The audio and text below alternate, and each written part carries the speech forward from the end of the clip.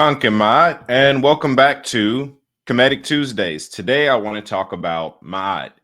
So what is Maat? Maat is a principle of universal balance, harmony, and there are pretty much seven main manifestations or seven main principles of Maat.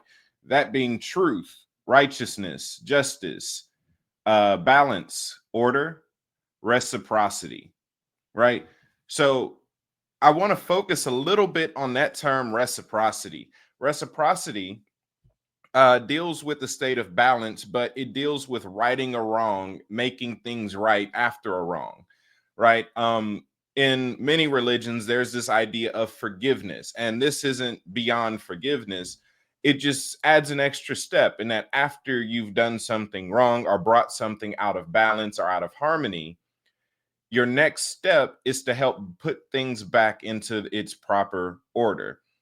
Uh, so that's a heavy principle in itself. Now, reciprocity, in this sense, also leans closer to the understanding of karma in the Vedic traditions, where you're dealing with the cause and effect of actions.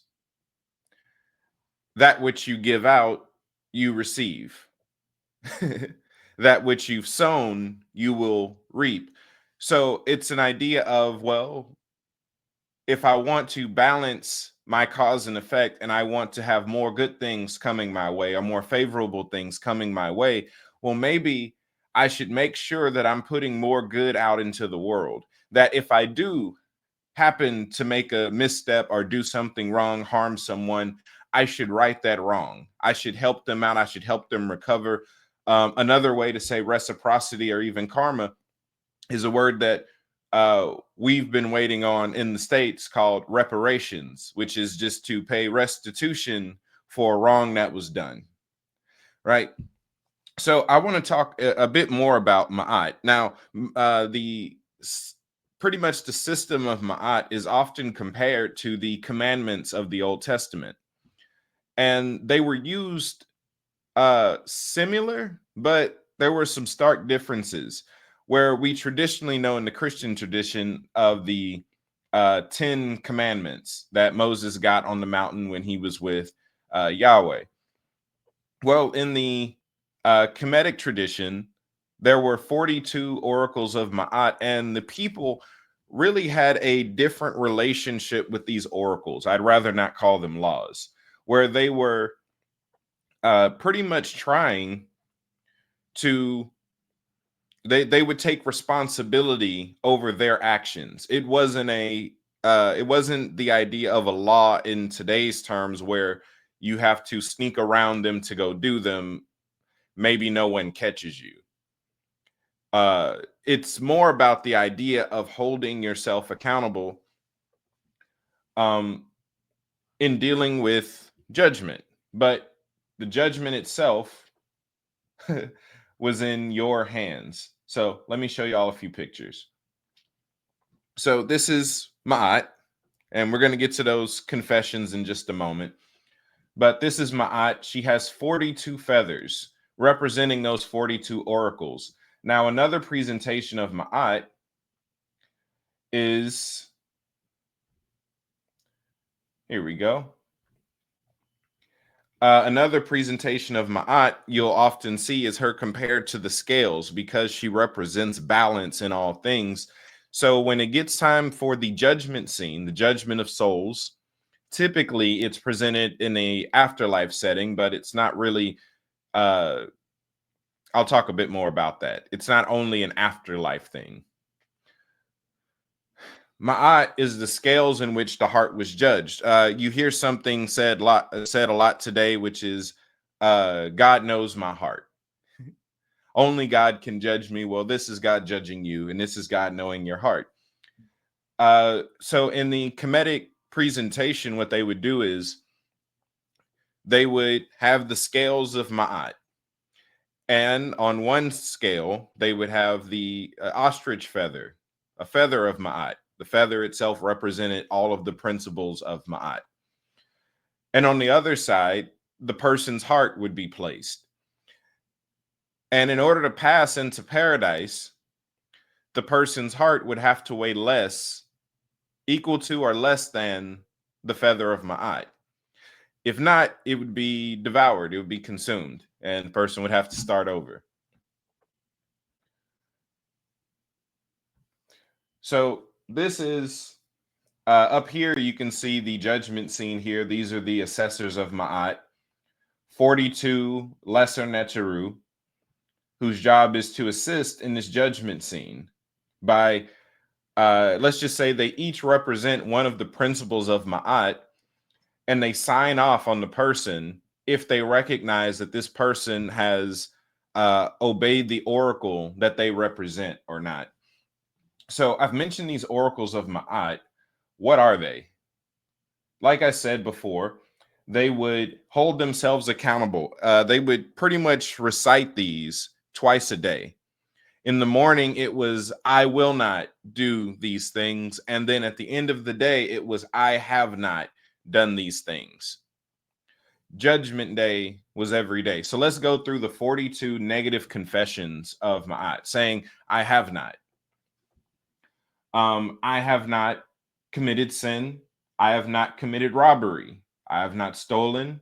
I have not slain men or women. I have not stolen food. I have not swindled offerings. I have not stolen from God. I have not told lies. I have not carried away food or stolen food. I have not cursed. I have not closed my ears to truth. I have not committed adultery. I have not made anyone cry. I have not felt sorrow without reason. I have not assaulted anyone. I am not deceitful. I have not stolen anyone's land. I have not been an eavesdropper. I have not falsely accused anyone. I have not been angry without reason. I have not seduced anyone's spouse. I have not polluted myself. I have not terrorized anyone. I have not disobeyed the law. I have not been exclusively angry. I have not cursed God. I have not behaved with violence. I have not caused disruption of peace. I have not acted hastily or without thought. I have not overstepped my boundaries of concern. I have not exaggerated my words when speaking. I have not worked evil. I have not used evil thoughts, words, or deeds. I have not polluted the water. I have not spoken angrily or arrogantly. I have not cursed anyone in thought, word, or deed. I have not placed myself on a pedestal. I have not stolen what belongs to God. I have not stolen from or disrespected the deceased, and I have not taken food from a child. These were the 42 negative confessions. And like I said, they would start their day by saying, I will not do these things. And at the end of the day, they would give an account themselves, holding themselves accountable, saying, I have not done these things. And part of it is, well, Judgment Day was every day. See, the weighing of the heart ceremony is usually presented as something that happens after a person dies. And I think that's improper. The duat itself represents the quantum field, the energetic field that's always around us. So I think it would be more appropriate to say that Judgment Day is every day. And this is about keeping your heart in a divine frequency. As a man thinks in his heart, so is he. Your heart is the largest electromagnetic organ in the body. That's why it's weighed against the feather of Ma'at. It's the heart that's being judged 24/7. Every day is Judgment Day, and you're always in the judgment scene, which means there's never an off day of when you're allowed to not live up to the standard of divinity that is Ma'at. No off days for righteousness, no off days for truth, no off days for justice or balance, order, or reciprocity. That means you always do the right thing every day, all day.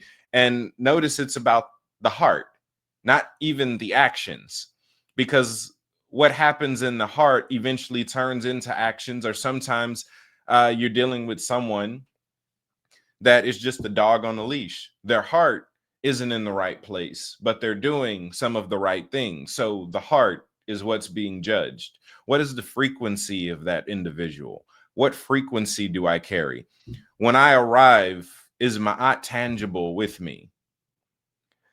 So these, I guess you could say, are natural byproducts of living a life that's in harmony with the divine.